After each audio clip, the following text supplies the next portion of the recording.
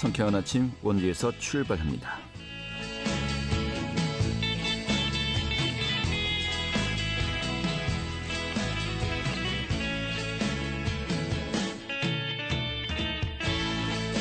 안녕하십니까. 8월 14일 월요일 아침 인사드리겠습니다. 상쾌한 아침 원주에서 출발합니다. 진행이 한태호입니다. 자, 오늘 또다시 찜통더위가 기승을 부리겠습니다. 전국 대부분 지역에 또 폭염주의보가 발령 중인데요. 오늘 낮 동안에 원주 지역의 기온이 32도까지 오르면서 어제보다 2도가량 높겠고 또 습도도 높아서 체감온도 34도까지 올라갈 것으로 보입니다. 이런 가운데 또 소나기 소식도 있네요. 오후부터 곳곳에 산말중에 소나기가 내리겠다고 하는데 작은 우산 정도는 또 챙기시는 게 좋을 것 같습니다. 당분간 또 열대야와 무더위가 기승을 부리겠다고 하죠. 참고하셔야겠습니다. 오늘 준비한 소식 살펴보도록 하죠. 이 강원도 내 장애인 의무 고용 현황이 개선되지 않으면서 변화가 시급하다는 지적이 제기되고 있습니다. 이 장애인 고용률 또 대책에 대해서 함께 또 고민해보는 시간 가지도록 하겠습니다. 원주 지구항 국사탑의 부재가 유적 전시관에서 시민들에게 전시됩니다. 그 현장 다녀왔고요. 또 원주를 대표하는 농산물이죠. 치악산 복숭아가 요즘 제철을 맞이했습니다. 이런 가운데 오는 19일부터 원주 치악산 복숭아 축제가 열리는데요. 그 준비 상황도 점검하도록 하죠. 8월 14일 월요일 상쾌한 아침 원주에서 출발하겠습니다.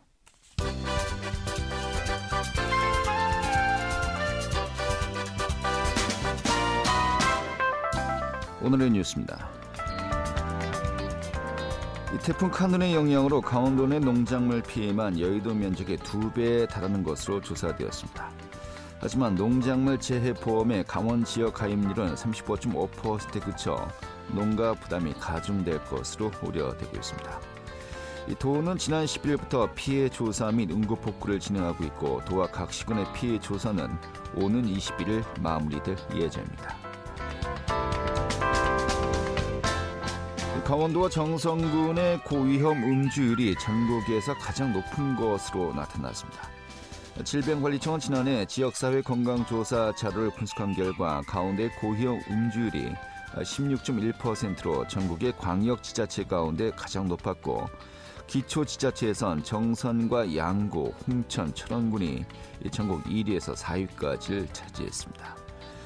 고위험 음주율은 최근 1년 동안 술자리에서 남자는 소주 7잔, 여자는 소주 5잔 이상을 주 2회 마신 사람들의 비율입니다.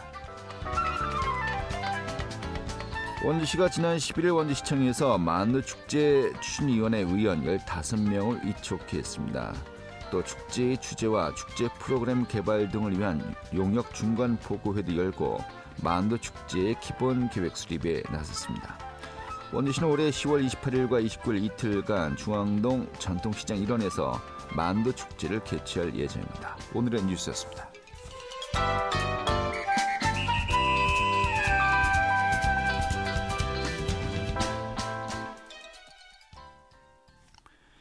네, 강원도 내 장애인 의무 고용 현황이 개선되지 않으면서 변화가 시급하다는 지적이 제기되고 있습니다. 국민의힘의 박관희 강원특별자치도 의원 연결해서요. 이야기 들어보도록 하겠습니다. 의원님. 네, 안녕하십니까. 박관희입니다. 네, 반갑습니다. 최근 의원님께서는 그 도의회 도정 질문에서 이 장애인 의무 고용률에 대해서 이제 지적을 했습니다만은 먼저 도청과 도교육청에서 장애인 의무 고용률을 지키지 못하고 있다라고 이제 하는 것입니다. 좀 어떤 내용인지 먼저 개략적으로 설명 부탁드리겠습니다. 네, 그 장애인 의무 고용 제도라는 게 시행이 되고 있는데요. 일반적으로 비장애인에 비해서 고용상 그 취약계층인 장애인들의 고용 기회를 넓히기 위해서 그 일정 수 이상의 근로자를 고용하는 사업주들에게 의무적으로 장애인을 고용하도록 하는 그런 제도입니다. 네. 우리나라는 1990년에 그 장애인 고용 촉진 등에 관한 법률, 그 일명 장애인 고용 촉진법을 제정하면서 상시 근로자 300인 이상을 고용하고 있는 사업주에게 그 소속 근로자의 일정 비율의 장애인을 고용토록 하는 의무 고용 제도를 도입해서 네. 시행하고 있는데요. 2004년에 그 장애인 고용 촉진법 및 직업 재활법을 개정해서 그 대상을 300인 이상에서 50인 이상 사업주로 확대했고요. 그리고 2009년에는 그 법률의 일부 개정과 같은 법 시행령 일부 개정을 통해서 의무 고용률을 상향 조정하고 있습니다. 네. 그렇다면 현재 그 의무 고용 비율이 몇 %입니까?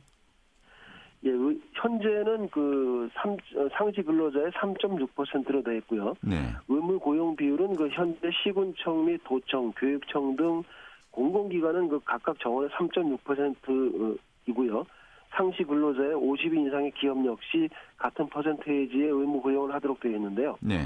그리고 내년부터는 이것이 이제 3.8%로 상향이 되도록 되어 있습니다. 네. 법에서는 이를 충족하지 못하면 과태료 형태의 분담금 물도록 강제하고 있는데 강원특별자치도청의 경우 또 교육청의 경우 이 분담금이 수억에서 수십억까지 나오고 있어서 문제가 되고 지적이 됐고요. 예. 아이러니하게도 그 장애인 고용률을 지키지 못하는 강원자치도가 일반 기업을 대상으로 장애인 고용 촉진 장려금 지원 사업을 하고 있습니다. 상시 근로자 50인 미만 기업에 대해서 장애인을 고용했을 때 1인당 월 최대 경증은 45만 원, 그리고 중증은 80만 원을 사업주에게 지원하는 등 2021년 기준으로 도내 180개의 기업 205명에게 제공하고 있는 그런 아이러니도 있습니다. 네. 지금 정리를 다시 하겠습니다. 현재 50인 이상의 사업장 3.6%의 장애인 고용을 유지해야 되는데 네. 이 고용률을 지키지 못하고 있다는 것이고요. 네. 이제 고용률 지키지 못하면 이제 한 명당 이 고용 부담금이 이제 부과되는 거 아니겠습니까? 네, 그렇습니다. 얼마씩 부과되는 거죠? 정확한 액수는 약간 차이가 있는데 네. 보통 연간 한 2천만 원 가까이 되고 있는 그런 수준으로 되고 있고요. 한 사람당이요. 예. 네, 그렇습니다. 그 민간기업 고용률 현황 자료는 되게 명확하게 편차가 크기 때문에 없긴 하지만 그 지방자치단체 장애인 고용률 현황을 보면 지난해 12월 기준으로요. 춘천, 삼척, 홍천, 횡성, 영월, 평창, 화천, 양구, 인제, 고성 등이 도내 18개 시군에서 좀 의무 고용률을 좀 미달하는 그런 지자체로 나와 있고요. 네. 그리고 공공기관의 경우는 장애인 의무 고용률 현황이 지난해 12월 기준으로 강원특별자치도 개발공사, 그다음에 속초의료원, 삼척의료원, 영월의료원, 그리고 강원특별자치도 서비스원 등이 기준 미달이 되어 있습니다. 강원연구원도 마찬가지고요. 예. 특히 강원문화재단은 한 명도 장애인 고용률을 달성하지 못하는 문제로 지적됐습니다. 알겠습니다. 이런 가운데 보니까 자료를 보니까요. 강원자치도 같은 경우 재작년이죠. 2021년에 1억 3천만 원, 작년 2022년에 2억 원이 넘는 분담금을 냈고요. 네. 도교육청은 5년간 75억 원이 넘네요. 네, 그렇습니다.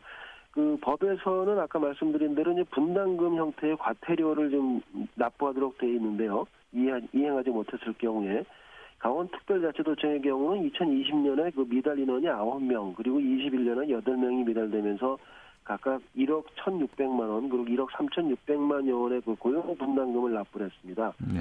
도교육청은 재작년 21년 24억 원이 넘었고요. 22년에는 19억여 원, 그리고 23년 21억 9천여만 원으로 최근 5년간 총 75억 8천만 원이 넘은 상황입니다. 알겠습니다.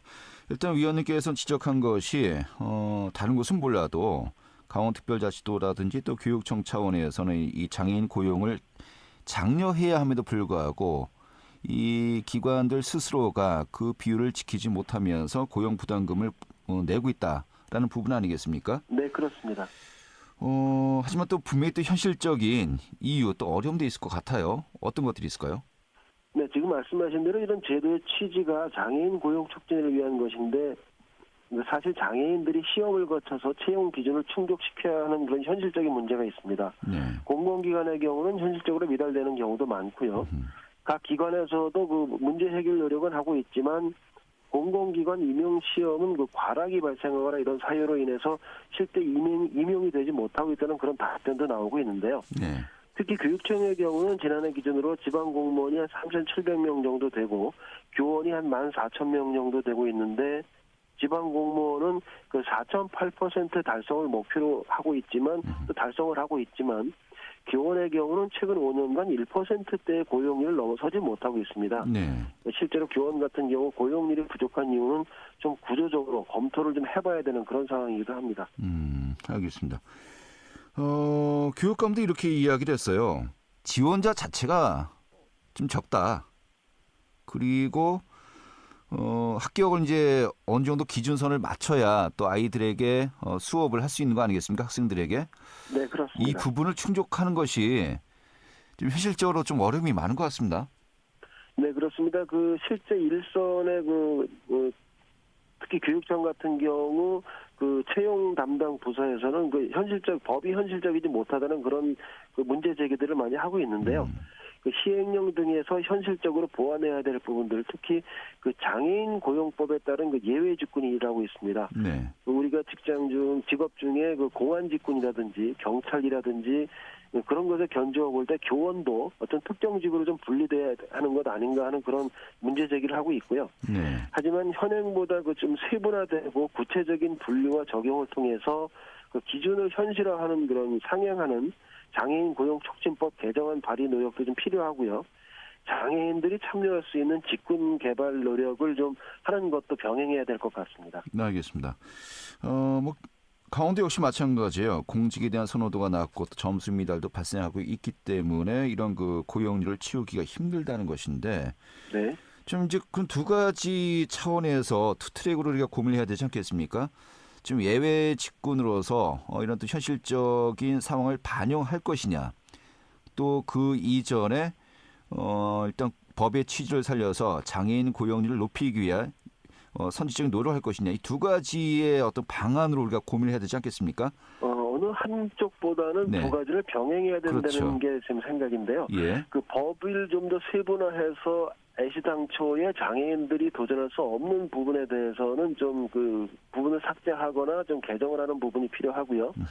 또 해당 기관에서도 장애인들을 대상으로 취업률을 달성하기 위한 여러 가지 그 노력들을 세분화해서 좀 더 공채의 기준을 낮춘다든가 여러 가지 그분들만의 특화된 어떤 그런 분야를 찾아준다든가 하는 그런 노력들이 필요하다고 생각을 합니다. 네.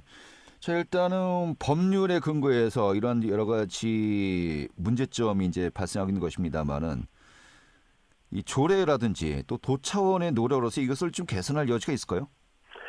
글쎄요, 그 해당 법률이나 시행령들이 워낙에 규정을 하고 있는 부분들이 많기 때문에 조례로서는 좀 한계가 있을 것 같습니다. 그래서 지자체에서는 그 법 개정이라도 국회에 대한 어떤 법 개정이라든가 중앙정부의 그 시행령 개정, 대통령령을 개정하는 이런 부분들에 대한 노력을 해야지 조례만으로는 이것을 현실화하기에는 좀 제약이 딸 것 같습니다. 네.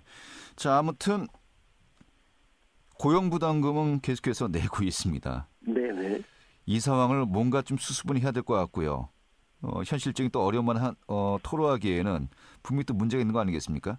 좀 네, 어떤 그렇습니다. 방안들이 필요하다고 보십니까? 예, 앞서 말씀드린 대로 그 강제하는 법의 현실성도 좀 문제가 있고요. 또 이행해야 될 기관들의 그 소극적인 자제도 문제입니다. 특히나 그 법 개정 요구에 대한 개선 노력들이 좀 아쉬운 부분이 있는 것 같았고요. 그리고 또 분담금이 세금으로 납부를 하는 상황이기 때문에 좀 어떤 그 공공기관에서는 문제의식이 없고 모럴 해저드식의 어떤 그 도덕적 해이마저 들었습니다. 아무런 문제의식이 없는 것 같고요.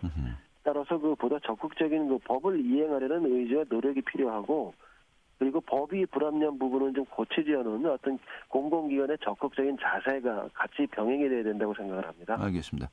자, 또 근본적으로 이 장애인들이 공직에 대한 선호가 낮다라고 또 이야기를 하고 있지 않습니까? 이게 네네. 뭐 급여라든지 업무의 문제도 있겠습니다만은 이 장애인들이 일할 수 있는 그 인프라 구성 이게 여러 가지 또 불편한 사안들을 얼마나 지금 제대로 보완하고 있는지 이 부분도 굉장히 중요한 부분 아니겠습니까? 예, 당연히 그렇습니다. 제가 그 도정 질문에서 지적을 했습니다만 사실은 그런 문제는 공공기관이나 어떤 일반 기업들 공이 나타나는 문제이기도 한데요. 그 지난해 12월 달에 고용노동부가 발표한 자료에 따르면 상시 근로자 300명 이상의 그 민간 기업의 그 장애인 고용률이 의무 고용률 1.5% 이상의 그 미만이 됐고요. 장애인 고용을 위한 노력을 기울이지 않은 기업도 도내에서 419곳이나 달했다는 그런 지적도 있었습니다. 네, 알겠습니다. 좀 우리가 함께 좀 고민하고 좀 과제로 화두로 삼아야 될 또 그런 또 내용이 아닌가 싶네요. 오늘 이렇게 정리하겠습니다. 고맙습니다. 네, 고맙습니다. 네, 강원특별자치도의회의 박관희 의원이었습니다.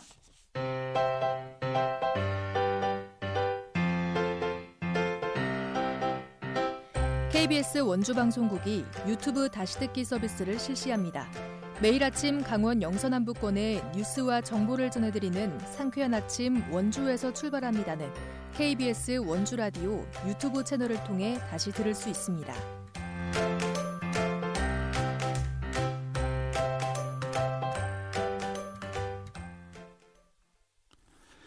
네, 국보죠. 지광국삽 현모탑. 완전체는 아닙니다만은 이 부재 중에 상당수가 112년 만에 고향 원주로 돌아왔다고 합니다. 지난 금요일에 기념 환수식이 예정돼 있었습니다만 태풍 예보로 취소가 되었었고요. 현재 법천사지 유적전시관에 전시가 되면서 시민들의 관람이 가능하다고 합니다. 오늘 소개해드릴까 합니다. 주인의 리포터 어서 오시죠. 네, 안녕하세요. 네. 자, 완전치는 아닙니다. 하지만은 지광국사 현모탑의 부재 중 상당수가 원주로 다시 돌아와서 현재 전시 중인데 원주에서 일본으로 갔다가 다시 경북으로 갔다가 다시 또 이제 원주로 왔습니다.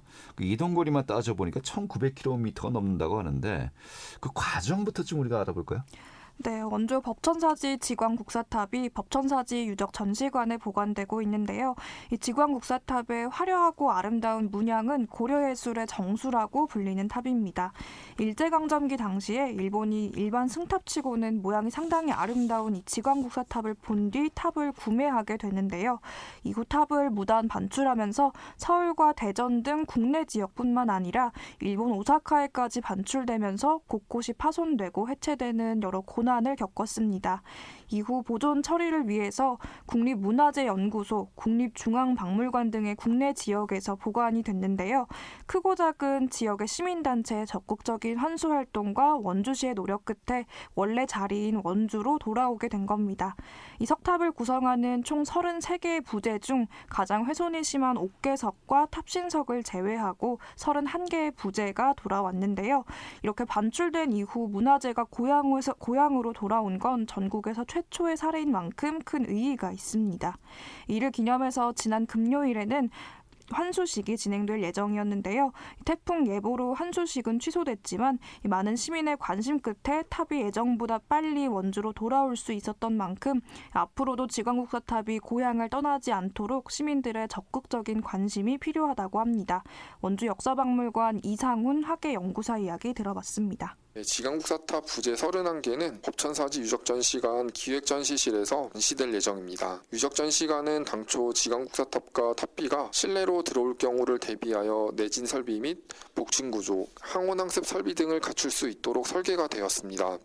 지광국사탑의 위치 결정 이전까지 이곳 기획전시실에서 전시할 예정이오니 지광국사탑을 아직 못 보신 분들은 언제라도 법천사지 유적전시관을 찾아주시면 됩니다. 지광국사 아직 완전한 모습은 아니지만 원주시에서는 시민들의 염원을 담아 문화재청과의 협의를 통해 조속한 시일 내에 완전한 모습의 지광국사탑을 보여드릴 수 있도록 최선을 다하겠습니다. 네. 자, 전시 중인 지광국사탑 좀 다시 한번 좀 설명 좀 해주시고요. 어떤 그 가치가 있는지 또 현재 어떤 부재들이 전시가 되고 있는 겁니까? 네, 이 지광국사탑은 원주 출신의 지광국사 해린 스님의 사리를 모신 탑인데요. 이 해린 스님은 원주 법천사에서 출가해 고려 왕실의 후원을 받아서 국사까지 지낸 스님입니다. 법천사는 원래 규모가 그리 큰 곳은 아니었는데 해린 스님이 법천사를 하산소로 정한 이후 대대적인 중창을 거쳐 법천사의 규모도 아주 커졌습니다.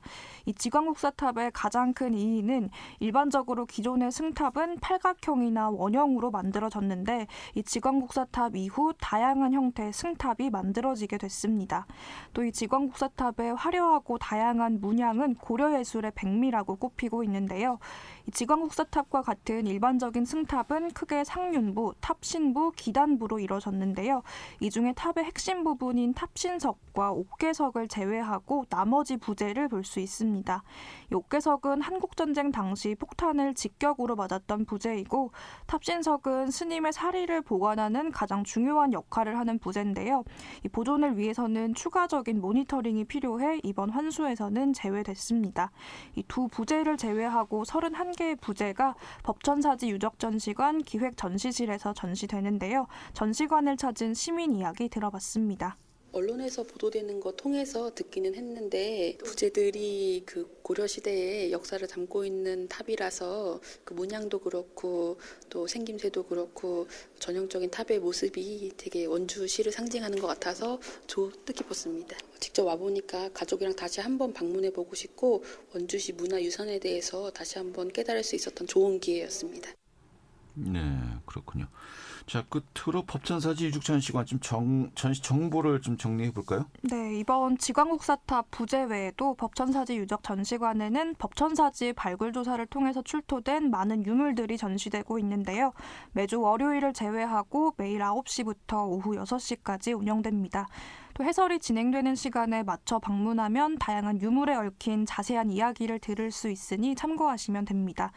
또 매년 법천사지 유적전시관에서는 지광국사탑 환수 기원 행사를 진행했는데요. 올해부터는 환수 기념 행사를 진행합니다. 다음 주 금요일인 25일 환수식 기념 행사가 진행될 예정입니다. 네, 알겠습니다. 오늘 이렇게 정리하죠. 잘 들었습니다. 네, 감사합니다. 네, 주인의 리포터였습니다.